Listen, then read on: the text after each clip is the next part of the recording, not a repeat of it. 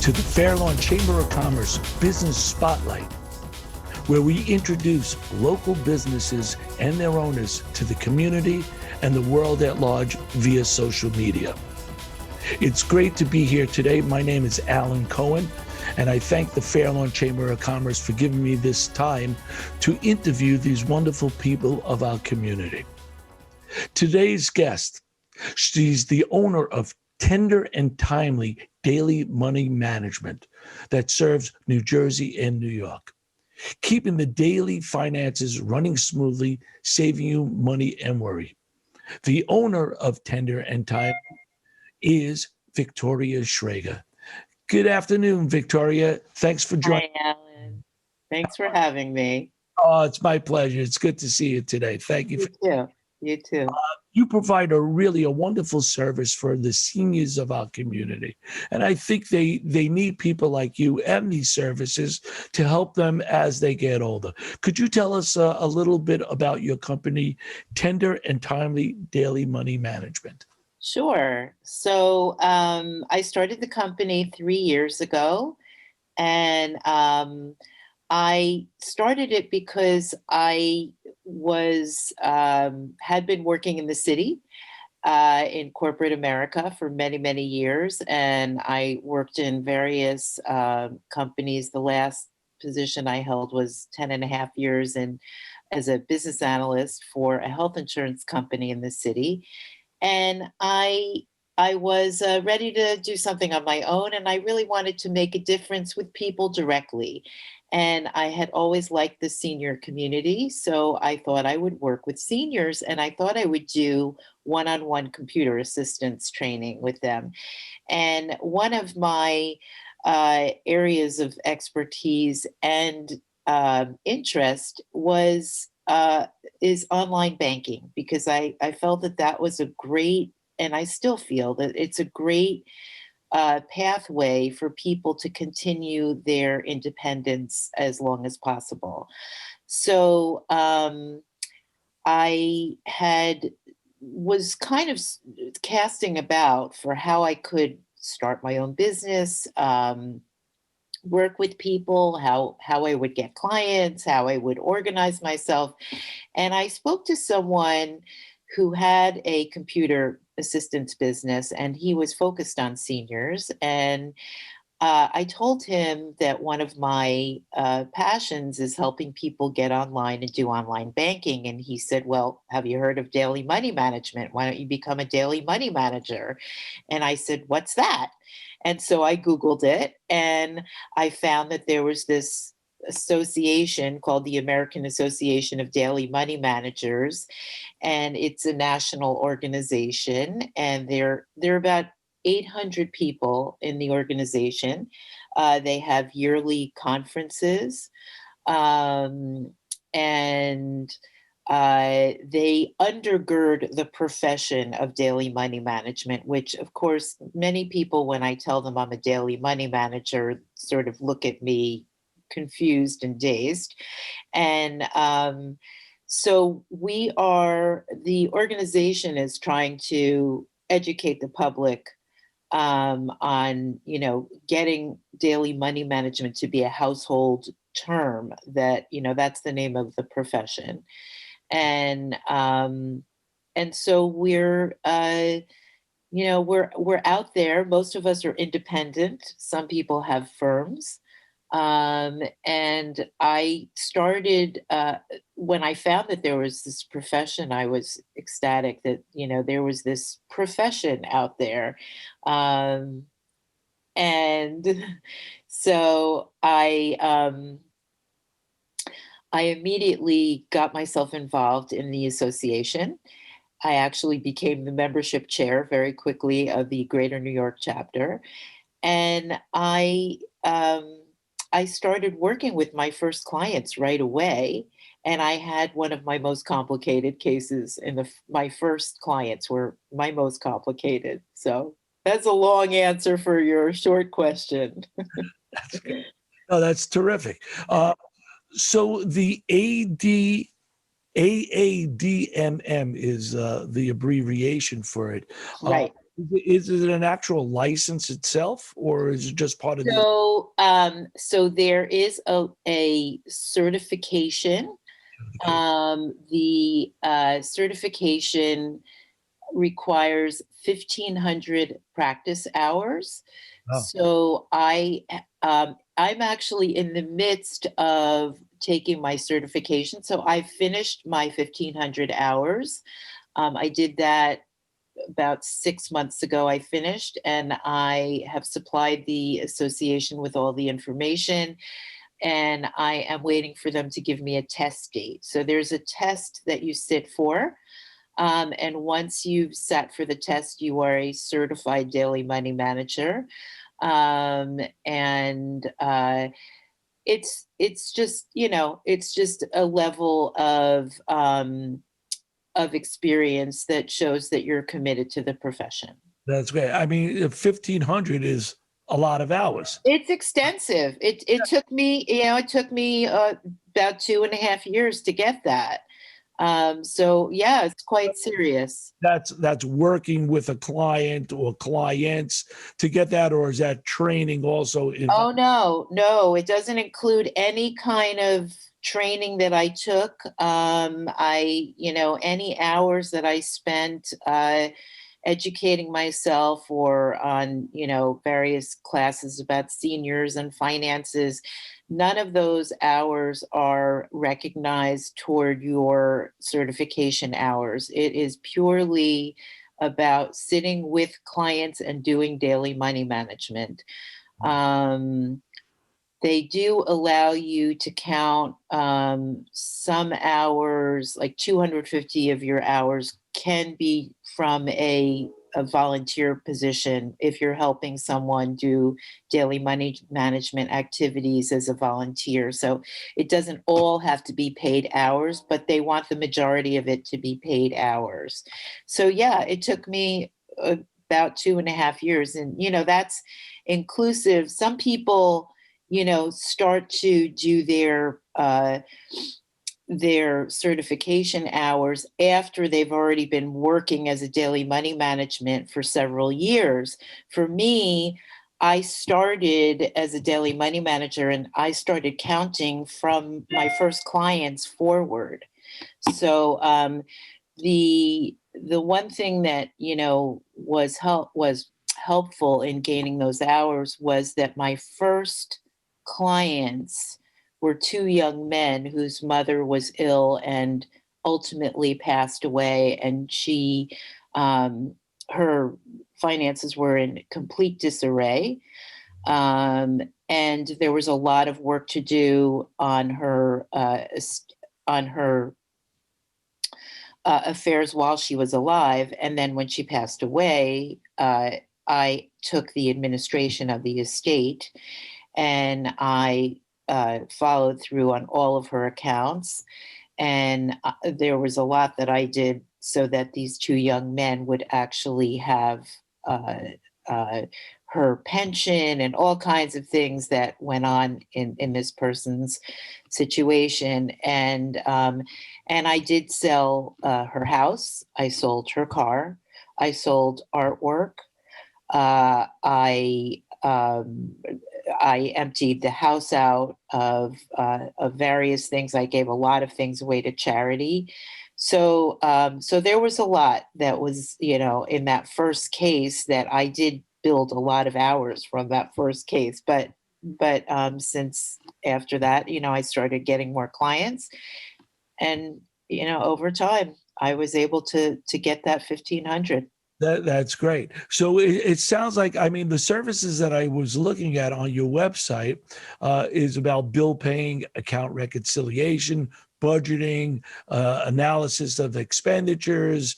You said power of attorney, quite a Right. few things, but it just sounded like you went above and beyond that service to really help this first client. I did. And the beauty of daily money management is that it's really such a varied profession because people's lives are so different and everybody has a different approach to managing their money. Everybody has a different situation. And so, therefore, daily money managers are coming in and first uncovering and engaging with the client to understand a, what their situation is, and B, what their style is.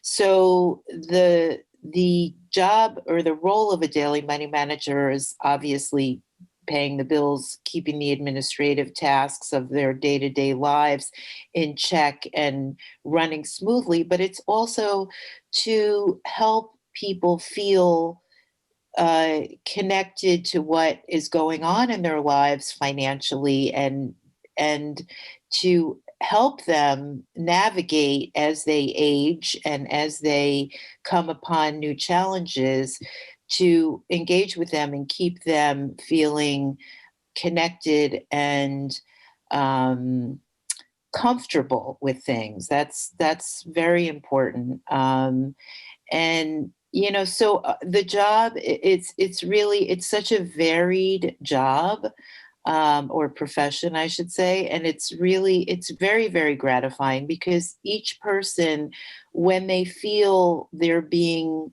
connected to, has a great deal of gratitude for that. And I've been the recipient of wonderful gratitude and feedback from my clients. That's wonderful. That's really wonderful. So you brought up quite a few topics, and I'd like to just touch on it. First, you really just started to, the first thing you said is that you were interested in helping people with online banking. So obviously you're dealing with seniors, I guess from, is there an age minimum, or could it really be, No, I mean, five, they're not really a senior. Are you a senior at 65? It's I when have a 65-year-old client right now, and she just was overwhelmed, and she's a she's a high net worth individual, so she has lots of complicated affairs, and she needed someone to come in and help her. right. I've had divorcees as clients. As I said, I've had these two young men, and my oldest client is 97 right now. And for her, I actually just did my first successful, well, I never did one before, but it happened to be that it was successful as well, Medicaid application. So that's a new item in my wheelhouse that has been a learning experience also, doing the application, having to provide the Bergen County Board of Social Services with 60 months worth of data, all the banking transactions, understanding what they need, how to engage with them. That's been another journey. So yeah, my clients, I'm happy to help people at any age. I mean, there are many adults who hate paying the bills, Yeah. and they leave things to go till the last minute. They pay late fees. Um, these are things that don't have to be. If you hire someone like myself or another daily money manager, we're all excellent at what we do. Um, we help people stay in the black, and we give them peace of mind, and we keep them feeling calm and not anxious, because they know that things are taken care of and that we're there taking care of them. We have their back. So, but to answer the question was about online banking. How are these people doing online banking? Are you doing it all, the banking for them? I would imagine a lot of these seniors are not as tech savvy as, say, you would be. Right. Somebody younger. Do you bring your laptop with you, or you have to set them up? So let's just focus on the technical aspect Mechanics? of how we get Sure. and how secure. Obviously, most of us are doing online banking, so the security issues, cyber, Right. theft, and all that stuff. Let's So my clients have all varying situations in terms of whether they have computers, whether they use. Some of my clients, the older ones, are only on checkbooks. Sure. And since the pandemic, I've had to transfer them onto online banking because I wasn't able to see them.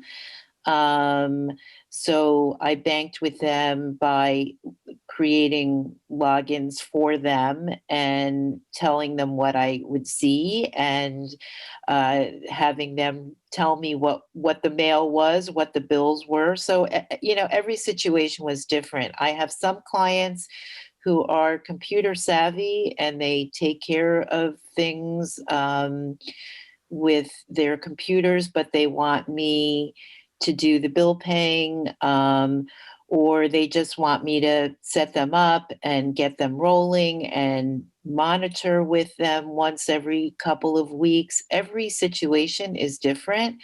I suggest for all of my clients that they get some kind of virus protection. With their own internet, they have secure, there's no reason to get a VPN if you're in your own home. If people are going to do anything outside of their homes, then I recommend they get a VPN, which is a virtual private network, which is like their own tunnel kind of to the internet, which is needed if you're going to be using public Wi-Fi. But if you're using your own private Wi-Fi, then you're safe in your own home with internet banking. And also the banks, if there's any kind of breach when you're on your own internet connection, the banks are responsible for that. The banks are hopefully one step ahead of these hackers. We hope. They may only be a half a step ahead, or maybe they're even half a step behind. But so far, my clients have been safe. I didn't realize that. You mean if I'm banking online from my home, the bank is actually responsible if there's a breach? If there's something that, yeah, I mean, if there's something that occurs, because their online application is supposed to be encrypted and safe. And if there is some kind of breach there, that's their responsibility. Once you log into the bank's website, it's on them if there is an issue with the security of the transactions. Unless, as I said, if you're on a public Wi-Fi, you may not have as much security, in which case I recommend a VPN. Right. Terrific. Great. So, how are you actually getting clients now? Is it mostly at this point referrals from, this woman to that woman, this guy to that guy, or from the senior center itself? We have a great senior center here in Fairlawn. So, how are you prospecting clients? So I get my clients through all different methods. I do a fair amount of networking. I'm a social person. I belong to a synagogue. So people are starting to know what I do. And they're starting to, it takes several years to plant the seeds and see them grow. And so people that I spoke to 3 years ago, all of a sudden are contacting me and saying, I have an aunt. Can you meet with her and help her with her finances? So things, some of my clients have come to me from geriatric care managers that knew me, had met me at a networking meeting, or have another client with me and they know my name and they call me and say, I have a client for you. Some come from social workers that I know, or people who have home health agencies, or neighbors who know someone who needs my help. So, there are lots of people out there who can use the services of daily money managers.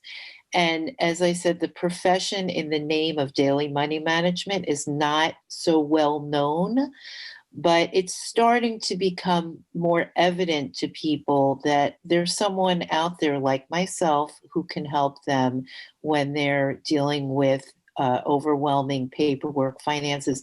And also the other thing that, we didn't talk about is medical. A lot of people have really complicated medical bills, and they've got explanations of benefit from Medicare, they've got explanations of benefit from their secondary insurance provider, all of these papers and documents, and they're very confusing. Last year I had someone hire me just to do a medical bill project. So I most of my clients hire me on a per hour basis, and I see them, some I see once a week, some I see once every 3 weeks. Really depends on what they want and their needs and their situation. But some people hire me on a project basis. So they might just say, I need you for 6 hours to do this project for me. Can you do this? So I work with people, in different formats as well. That's great. That's great. Yeah, I was going to ask you about how you get paid. So, not what you get paid, but how. So it is primarily on a per hour basis. Do you have to sign in some type of agreement with them? I would imagine, since That's a great question. Yeah. So I have a general agreement that my clients sign with me, that talks about my services to them, in a general manner, of course, because I don't want to say, I'm only doing this or I'm only doing that.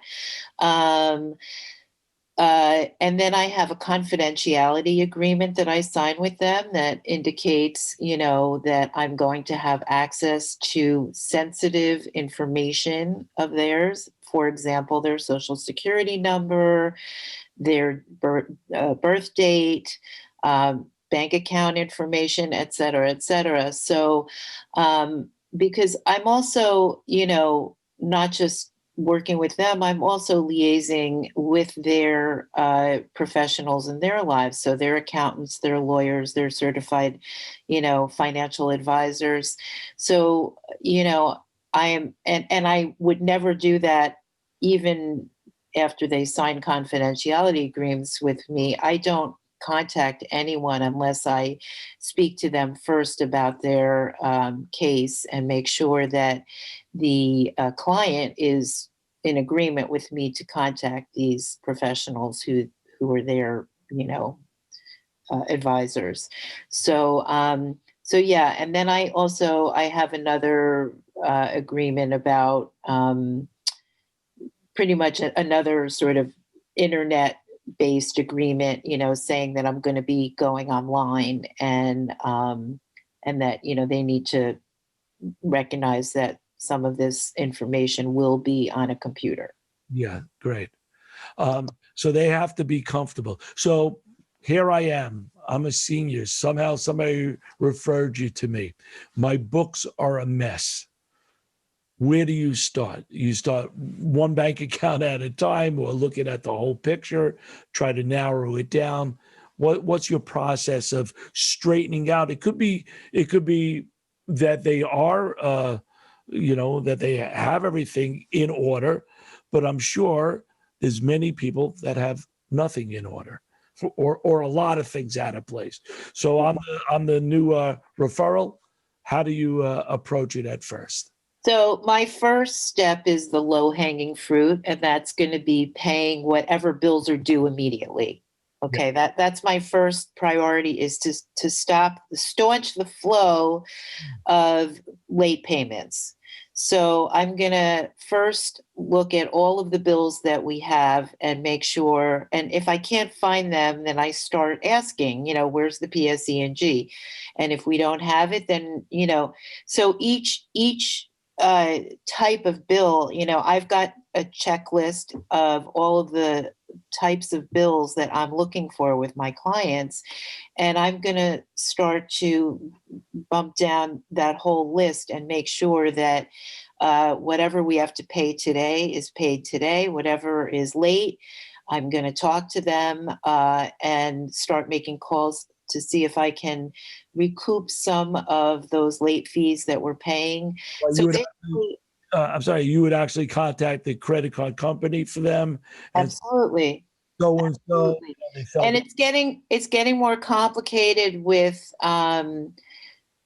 the communications, because if the client is right there with me and they don't have dementia, which I is a whole nother story with many of my clients, or even if they have dementia, if they're still, with it enough, they can tell the people on the other end of the line that I'm authorized to speak with them. Yes. But if I'm coming into a situation where I am not the power of attorney, and the client has full on dementia, it's more complicated. If I'm doing, for example, I have a client right now who doesn't really speak, and he has children who are not living locally, and the IRS owes him a lot of money. And the IRS won't speak to me because I'm not the power of attorney. I'm not IRS owes him money. owes him money. If he owed them money, I wouldn't be pursuing them so doggedly. But Right. but I've been sending emails, and I've faxed them, and they don't answer, and they haven't paid him, and I can't speak to them, and all I can do is tell the power of attorney that he needs to contact them. But those are the kinds, it's getting more complicated. I have a client in the hospital right now. I tried to call to see how she was doing yesterday, and the hospital wouldn't even tell me how she is. I'm sorry, that's private health information. We can't speak to you. You're not on the list. Yeah. So, that is it's actually becoming a hurdle for all of us in this Yeah. business. Well, And that's great. So obviously everybody has fixed expenses first. So that's what you say, the low hanging fruit, but right, ESG, you got to have that. You have to have this, your medical bill. your mortgage, let's make sure that anything that's going to either be cut off or incur costs is addressed. Yeah, of course. And do you find many of them are behind on a lot of these bills? So what happens is, I mean, some of them, you know, because of dementia, beginnings of dementia, they think they paid something and they didn't pay it, or they paid something twice. So yeah, I mean, as I said, every situation is different, and um, the best clue is obviously going into the bank account, into the checking account, and seeing what the activity is. Yeah. Um, and you just keep chipping away at each thing as you go forward. Yeah, exactly. Normal fix Exactly. what you expect. Do you find many of them have gotten ripped off, or that there's been, false people? Fraudulent activity. Not thankfully, not too much. Maybe it's because we're in an area where people are more educated, or the people who are hiring me have some means. You don't have to be wealthy to use a daily money manager, but we're not free. So, the people who are calling me maybe also are more, had things under control at some point. Um, Because they're so vulnerable. Obviously, that's who somebody's going to go after. Yeah. So I have one client who's a fairly wealthy gentleman, and he has dementia, which, has been progressing. He's been my client for 2.5 years at least. And he was starting to get into these, publishers clearinghouse, swindlers, basically. And all of a sudden, he was getting these charges on his account because he was sending checks, and then they were like slamming him with magazine subscriptions and things. And so I was calling these people, and they, as soon as I said, I'm a daily money manager and what you're doing is fraudulent, you're perpetrating a fraud against a senior, they immediately refunded the money and they stopped bothering him. So they are aware that, this is a very dangerous turf for them, but if they're doing it to enough seniors at one time, the volume that they're making is still worth it for them to continue with this kind of activity. So, yeah. Yeah. Okay, so the organization, I'm very organized, right? But I still think I'm not organized enough. God forbid, tomorrow I wasn't here. Right. As organized as I am. Well, Right. I got my computer, I got my password saved over here, I got all my bank accounts. But if my wife had to find them tomorrow, she might miss one of my pensions. I have pensions from a union, from the teachers union, Right. Sure. and as organized as I feel I am, I could imagine people not being as organized as I am. That's right. As I am, I wouldn't want that to happen, say, to my wife. God forbid, a level down. If my kids had to come in and see it all of a sudden, they wouldn't even know where to start. Right. Have a plan for that to make your family members, a little bit more aware of everything. Because Right. So, I mean, for one thing, that's one of the beauties of having a daily money manager is that you do have someone who's another pair of eyes on your global picture, kind of. And I encourage my clients to create a list of all of their accounts, all of their safe deposit boxes, where the keys are, where the documents are. Um, Many people have always thought, oh, I put everything in my safe deposit box, and the thinking these days is no. You could buy a fireproof box and put it in your home and keep all your documents in the fireproof box, because if anything should happen to you, they may not be able to find a key to the safe deposit box, but opening the fireproof box apparently is so fireproof, like a safe, an actual fireproof safe, is what you said. a safe, or there's such a thing as a fireproof box. Well, how secure is that? So, let's say somebody comes in and Well, I don't think people are coming in to steal your documents. I mean, oh, that's got to have all the goods. well, if you have a safe in your home, and it's something that, I mean, I've thought of for myself personally. I probably should have a safe in my home for all of my personal belongings, because I don't keep things in a safe deposit box. So, yeah, we all need to think about how we can safeguard our possessions, and yet have them available to us, because if you put your jewelry in a safe deposit box, you're never going to wear it. If you like, my wife has jewelry from her mom, sure. It's there every time I go there to look at something or take out a passport. Right. Oh, I should wear this. Well, you should. I mean, it's here for how many Exactly. never wore it, Exactly. And that's why I think having a safe in the home is a good idea. And if you have a safe, then you can put your documents in there. If you don't have a safe, then having a fireproof box with your power of attorney, your living will, and your will, I think, that's a good idea. And that, those are the three main documents, power of attorney, as well as a healthcare proxy or living will. Those are important documents that when I make a new relationship with a new client, I also encourage them to get all of those documents together, because any of us at any age should have a power of attorney document. That's what that's what they say these days, that, anything could happen to anyone, and we should all have a power of attorney and a living will and And a minimum. yes, yes, I was speaking So, that recently.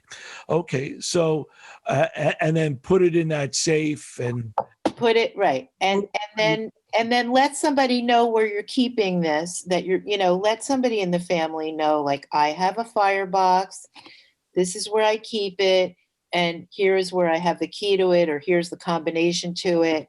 You know, put things into an organized. I know you're organized, which is great, Alan. Um, but still, but still, I mean, it's always, I'd say, it's always a challenge what somebody else's mindset is when they do something, and you have to kind of put yourself in their shoes and say, okay, where would Alan have put this? Knowing Alan, where would he put this? So, and it shouldn't have to rely on that. It should really be something that they can see in a list. Okay, this is where things are. And you can put that in the firebox. yeah, let me ask you about family members. Sure. That's a tough situation. I'm also in the real estate business. Sometimes I go to a house, the house is a pigsty. People haven't cleaned the house. The elderly person is there, doesn't know what's going on really. The place is a pigsty. Soon as we try to sell the house, the kids didn't want nothing to do, Right. didn't take care of that parent. They might live in another state. You can't blame them 100%. Everybody else's life is going on. Right. Still here in Fairlawn. They haven't come and cleaned the house. They haven't done anything. Soon as the house is being sold to 1, 2, 3 kids, they all come in fighting for the money. All of a sudden, they're so worried they're going to save that parent. That happened to us. The house was being foreclosed. And if you walked into this place, it was horrendous. You had to hold your nose to walk in. It was so bad. Nobody wanted anything to do with the parent. And what happened? We're selling the house. All of a sudden, the two brothers are fighting. They're going to save the old man for his integrity, this and that. And they came back. Do you find that a lot? I mean, we found that more than I would like to say. If it was one, oh, that's terrible. But it happened quite a few times where the children are really. The children are just kind of showing up because they think there's money to be had. Well, yeah. They didn't want to deal with the house. They didn't want to do, they see the parent once a year, this and that. And all of a sudden there's money. Who's getting the money? How much we get? We got to sell it higher. All of a sudden they're very concerned. So you're shaking. So I see things like that. I see all different kinds of situations.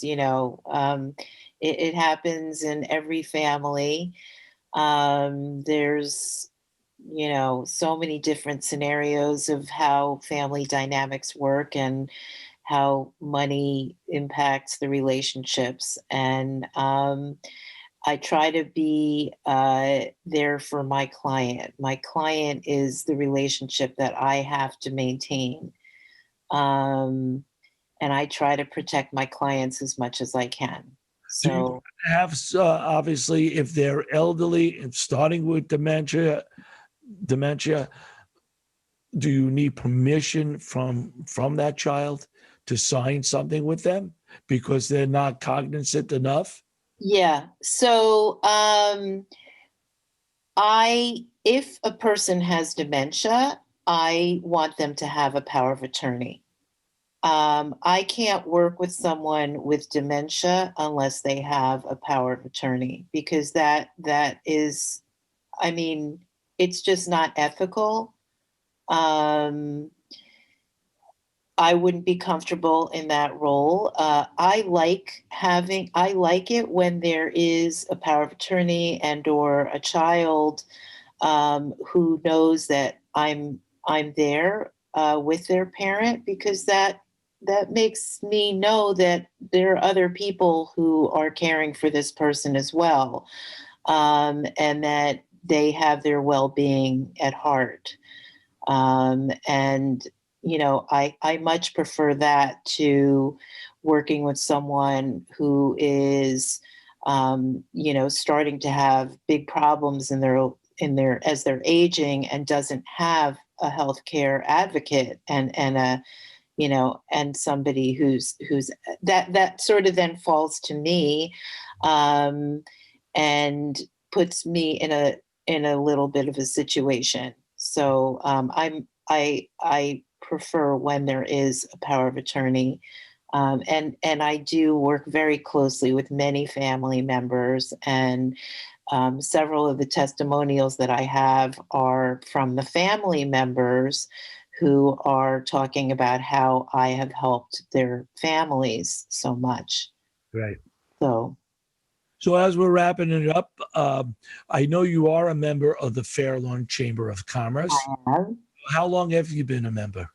I pretty much joined the chamber within the first few months of becoming a daily money manager of starting getting my LLC and registering my business. And yeah, I mean, it was really nice for me because I had never been an entrepreneur. I had never, I worked in corporate America. You don't usually join a chamber of commerce when you're working for somebody else. So, that's been an enjoyable part of the experience of being a business owner for me is, interacting with so many, networking with so many people from different walks of life. And the Fairlawn Chamber is a very active and um, engaged chamber, and we have a lot of members, and our members are great.